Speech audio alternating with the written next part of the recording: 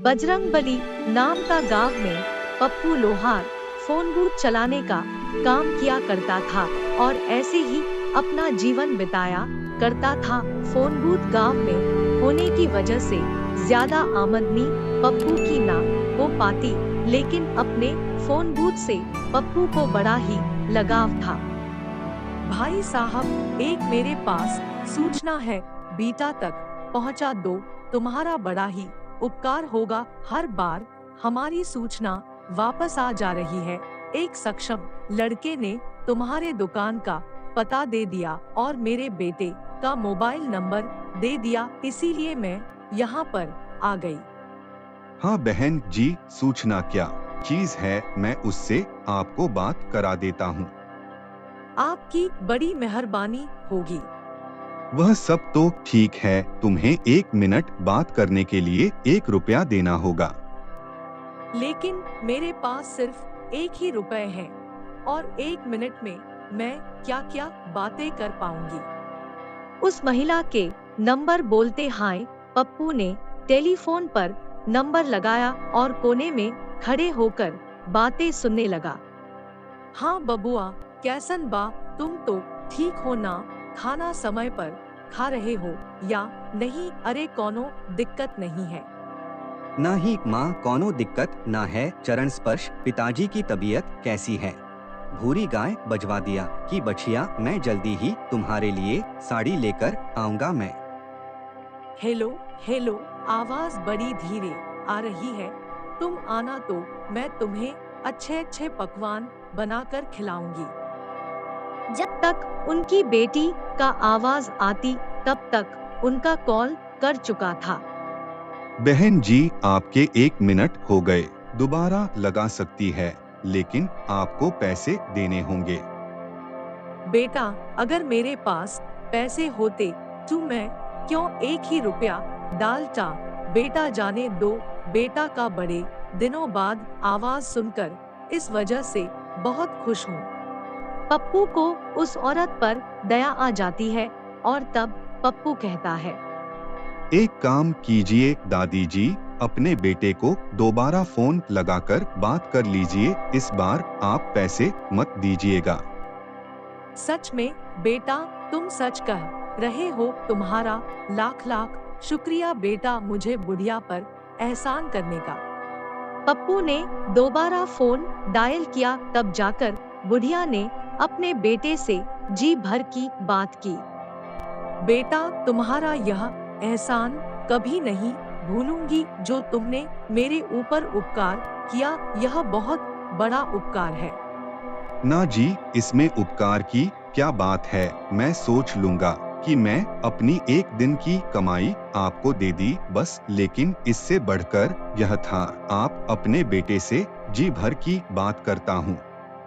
पप्पू उसे बुढ़िया के उपकार करके बहुत खुश ही था कि उसकी पत्नी सुप्रिया ने देख लिया और बड़े तने भारी आवाज में कहा, कोई दिक्कत नहीं।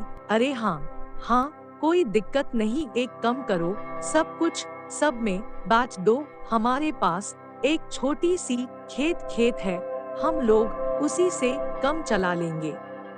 अरे भाग्यवान कहाँ है, तुम इतना उत्पात क्यों मचा रही हो? तुम इन सब में मत पड़ो, जाकर अपना काम करो।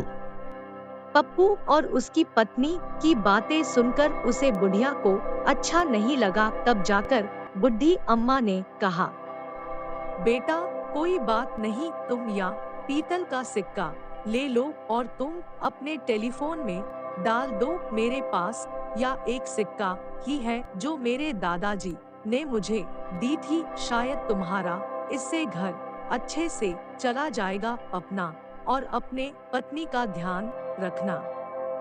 उस पीतल के सिक्के को पप्पू उस टेलीफोन बूथ है, जैसे ही सिक्का उस टेलीफोन बूथ में जाता है, एक बड़ी सी रोशनी टेलीफोन पर आती है और टेलीफोन चमक उठता है और पूरे सोने का बन जाता है, जिसे देखकर दोनों पति पत्नी हैरान हो जाते हैं। हाय रे रब्बा, इसमें कहीं करंट मत आ जाए, मुझे तो बड़ा डर लग रहा है। नहीं नहीं, डरो मत, पीतल के सिक्के से इसमें कुछ नहीं हुआ है।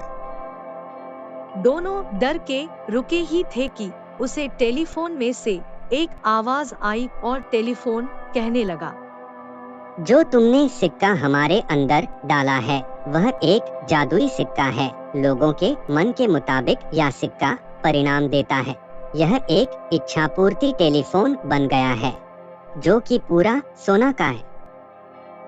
सच में अब तो बहुत मजा आएगा। हमारे पास अब सोने का टेलीफोन है। हम लोग इसका इस्तेमाल अच्छे कामों में करेंगे। आप क्या पागल हो गए हैं? मैं तो इस टेलीफोन से अच्छे गहने मांगूंगी। सुप्रिया उसे टेलीफोन को अपने कान के पास रखती है और बोलने लगी, है टेलीफोन देव, मुझे बहुत सारे गहने और बहुत सारे पैसे दे दे। जैसे ही सुप्रिया ने कुछ कहा, टेलीफोन गोल गोल घूमने लगा और उसमें से कई सारे गहने निकलने लगे, जिसे देखकर सुप्रिया बहुत खुश हुई। अरे वाह, भगवान देता है तो छप्पर फाड़ के देता है। मजा ही आ गया। यह हुई ना कुछ बात। बस करो, अपनी लालच की टोकरी अपने पास रखो और जाकर अपने घर का कम करो। अरे अभी थोड़ी, मैं तो अभी इस टेलीफोन से बहुत सारी चीजें मांगूंगी जिससे मेरा घर ठीक ठाक चलेगा। मजा आ गया। यह हुई ना कुछ बात। और सुप्रिया का जीवन बदल चुका था। उन्होंने अपने लिए बड़ा सा घर बनवा लिया था। सुप्रिया पहले से बहुत लालची हो चुकी थी। एक दिन एक बच्चा मेले से भूलकर एक टेलीफोन के पास पहुंचा। मेरी माँ मेले में खो गई, मेरी मदद कीजिए। मुझे बताइए कि मैं क्या करूँ। आओ बेटा, तुम मेरे पास आओ। तुम्हें क्या सूचना चाहिए, यह बताओ। अंकल, मेरी माँ खो चुकी है। मैं उनके तलाश में हूँ। रुको, मैं तुम्हारी मदद करता हूँ। पापू ने उस टेलीफोन से कहा।